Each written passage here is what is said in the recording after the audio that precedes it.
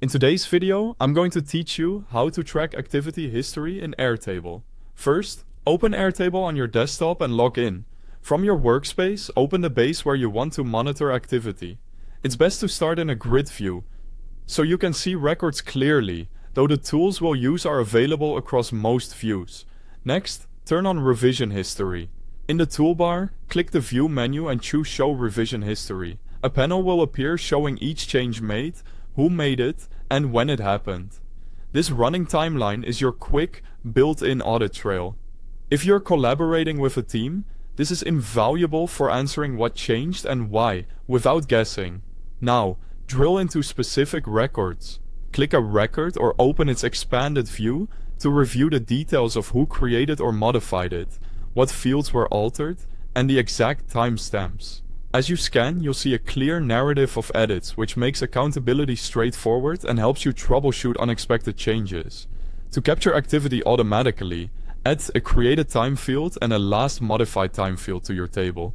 Click the plus sign to add a new field, choose the appropriate field type, and save.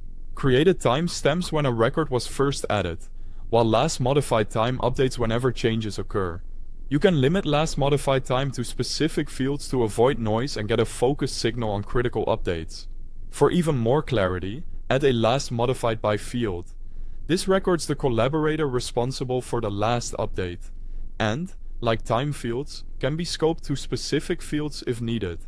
You can follow along in Airtable using the link at the top of the description to set up activity tracking step by step.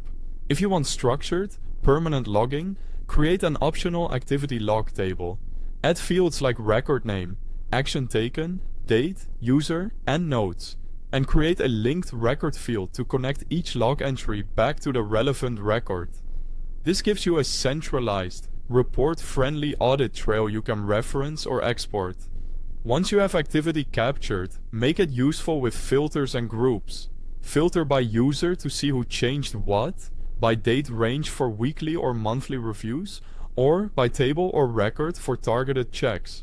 Group entries by user or project to spot patterns, workloads, or anomalies at a glance. Finally, keep your audit log healthy.